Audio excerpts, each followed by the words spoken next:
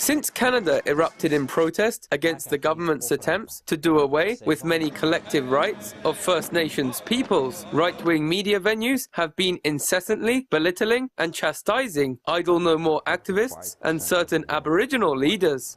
Many believe that pro-Israel journalists in particular have been critical of Idle No More activists because they fear the implications of ordinary Canadians siding with the victims of colonization.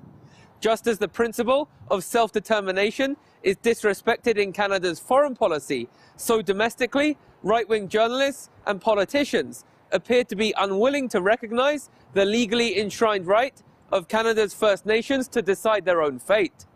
Canadian journalists have lashed out at Chief Teresa Spence, who came close to death after undertaking a Gandhian-style 6-week hunger strike. How can someone who claims to be starving herself for a month be so fat?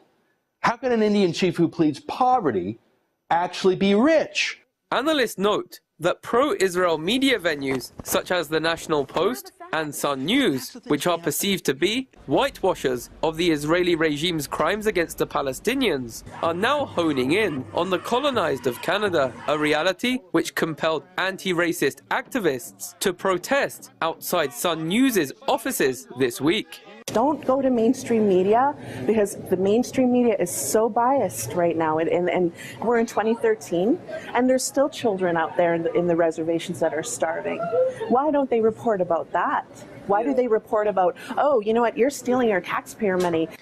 We have to remember that we have a lot to lose in Canada by being honest about the treatment of First Nations. These people have been marginalized. We do have apartheid in Canada.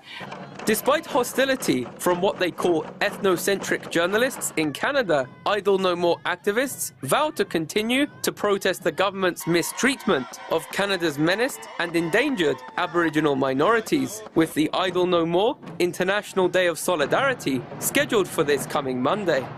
Joshua Blakeney, Press TV, Calgary.